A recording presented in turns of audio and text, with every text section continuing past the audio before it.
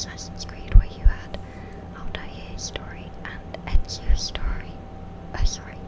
Altair's story and Desmond's story playing out side by side. As the games have continued, the modern day storyline got to a very climactic point, and then seemingly it's just halted with no real progression. But I digress. This opening cutscene that we're watching now really sets the scene of where the majority of this game is going to take place, which is Victorian London. We're introduced to our main enemy, and which is very menacing. His name is Crawford Starrick. He didn't really leave much of an impression on me, I have to be honest. But the world of Victorian London was very interesting to run around and explore. And the different gang factions are also interesting. As always, I completed all of the optional side quests and missions around London, and so by the end of my gameplay, London belonged to my two characters. In this first video, you'll see my first character, the male twin, who is the more kind of hot-headed, aggressive option. I do intend to do a second video which shows my first playthrough moments of his sister as well, although that one may have a slight twist, and hopefully you'll see that soon, now that the Detroit Become Human videos have been uploaded and I have a bit more space on my hard drive. So we start off with our twin characters actually outside of London, in Croydon in 1866, and they are hunting down a man to try and kill him. You can, if you're reading with subtitles, you'll see that they're going after Rupert Ferris and David Brewster. So each twin will have a different target. The first one you play as in this section is the male twin, and then later on you go to the second free twin. I definitely prefer playing as the woman. I always prefer, if the game gives you a male and female option, I will normally go for the woman because, well, multiple reasons. One, they're normally quicker and less focused on brute strength, which suits me, makes it more realistic for if I was actually in this situation, because I am not a brute strength type of person. And that's definitely true in this game. Evie, the woman, is more of a stealth option, whereas her brother is definitely more fighty. However, the game does make you play as both of them at different points. You can pick which one you want to primarily play as, so I chose Evie, also because she's prettier. But for said key story message, you've got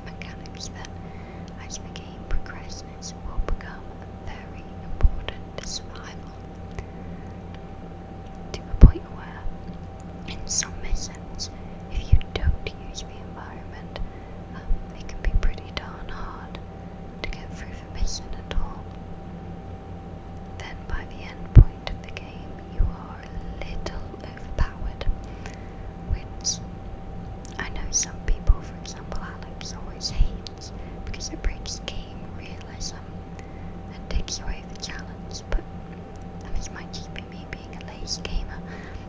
Oh, dead end. There we go. Oh yes, one of the things I really like about video games is the feeling of progression. Is that difference between starting a game and struggling and fighting and having to carefully plan your moves to avoid constant death, versus the end of the game when you are strong and proficient and you're able to kind of do what you want with a bit more freedom without having to carefully plan it as much. To me, that's one of the great things about video games, is you can get that feeling of payoff in a short time span. I mean, one of the greatest feelings in life, I think. Oh, he died without me there. One of the greatest feelings in life is when you've been struggling with something and you finally conquer it, or you finally manage it. However, normally that process takes a while and it can be hard to clearly track how much you've improved. A video game, through its use of metrics and achievements and character leveling up, clearly lets you see how the time you've put in has improved a specific aspect of the game. Whether it's unlocking a new area or new equipment, or your character getting stronger or smarter. I wish real life could be like that a bit sometimes, where we had more definitive markers of the progress we as individuals have made. And I think that was a very long-winded way of telling you that I quite like grinding in video games. Sorry listeners, I'll try to be a bit more succinct with my rambling thoughts. So, back to the game and not my existential ramblings. You can see on the mini-map in the left-hand corner that I'm in, that I'm currently trespassing. I'm in an area that I shouldn't be in, and therefore any enemy who spots me in that area will become hostile, even without me doing anything suspicious or attacking them. So I've got this band of gang members to deal with, and luckily for me, they're very low level, level 1 at the beginning of the game.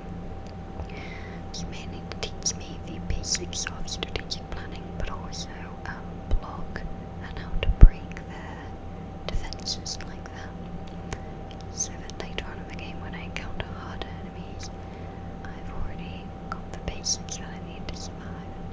I keep looting, or I keep trying to loot and accidentally picking up. I keep looting the enemies because one of the neat things about this game is you can sometimes get back some of your throwing knives from enemies you throw knives at, and it's one of my favourite things to do in this game, is to use the throwing knives for a quick, stealthy one-hit kill.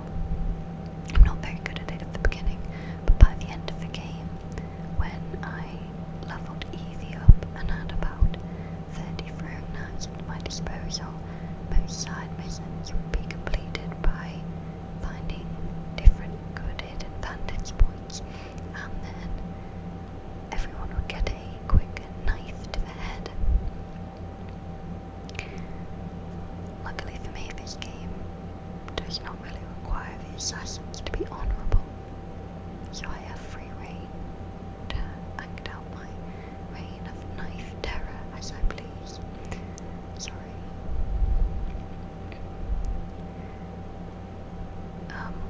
Speaking of knife terror, please ignore this moment of me threatening a small child, and I sing game themes over the child and others. They do react when you pull a weapon out and point it at them. And let's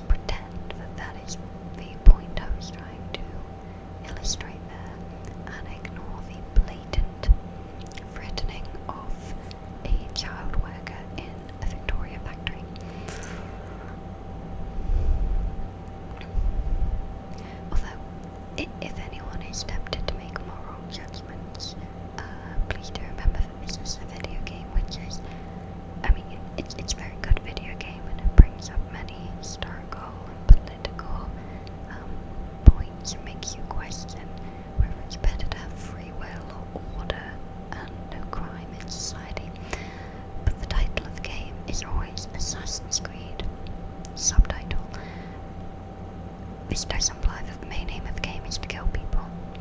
And so I would argue that if you are going to make any type of moral judgment on if I threaten or kill or maim or create a huge pile of bodies in the middle of the street to see how people react, I think you've missed one of the key things of the game, which is I am here to kill people.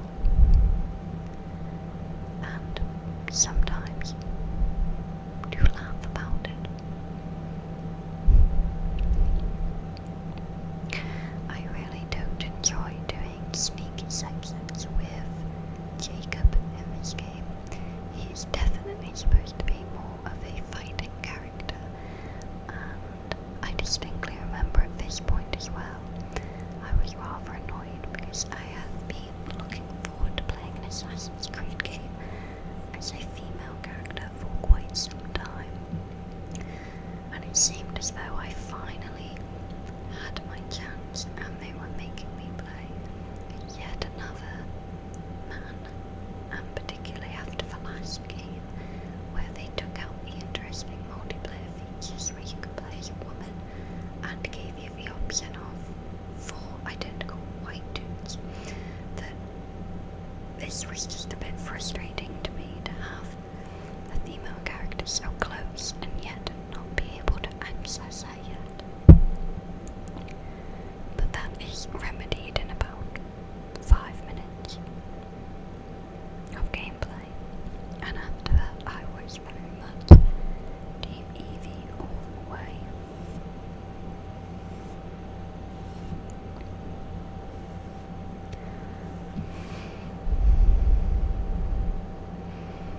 So I've been listening to some of Alex's ASMR videos recently, ones that he likes, not ones that he creates because his voice is not suited to ASMR at all.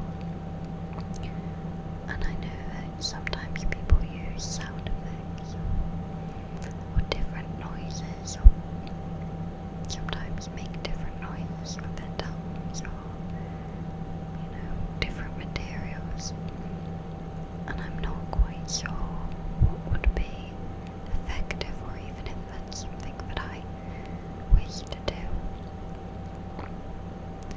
It seems a little artificial to me, which might be an odd comment, but when I first heard about ASMR, I did like the idea of getting new information or different people's viewpoints, but in a whispering, calming format, and it seemed quite personal. I forgot that my first execution in this game was a knife through to the head. I also didn't really like this about the game, that the death scenes of major targets would switch between them talking directly to you and you talking to them, then lying on the floor. So there's a bit of a disconnect here between when the villain is speaking and he's upright and healthy looking, and then when you reply to him and he's on the floor. So it seemed a bit confusing, and it's never explained in the game as to why this happens or why they're taken out of the regular realistic scene. Anyway, so yes, so I'm not sure if tapping or mouth noises, unnatural ones, forced ones, is something I would ever consider doing in ASMR, because I like the idea of these just being about the game or about whatever topic I'm currently discussing, and it feeling more conversational rather than there being forced elements that I wouldn't truly feel comfortable with. That makes it sound as though tapping the side of the microphone would be this big I suppose I just have a tendency to overthink things sometimes. I do enjoy the fact that the first mission in the game, even though I have to play as Jacob, ends with a train, a dramatic train ride. That is a nice detail. And I particularly like that it introduces one of the main functions of the trains in the game, which is as quick getaway vehicles or easy transport. You also have in the game eventually a moving train base. It constantly moves around and is where a lot of your allies and clothing options and your bank is located. And it's a very easy fast travel option. If you want to just quickly get somewhere, you can pop over on the train. Well, it looks as though we're coming to the end of the first mission of the game. And I hope you have enjoyed this video. The second half of the video, the second half of the introduction to Assassin's Creed Syndicate will be uploaded, and it will be the easy mission. However, all dramatic running, I would have just jumped off to the left or right in reality, as opposed to wasting time running in a straight line. But then again, I also wouldn't have been able to do half the free running or parkour moves that Jacob has currently done. Oh, I'm climbing down. Badly. Apparently I'm climbing down badly. Yes,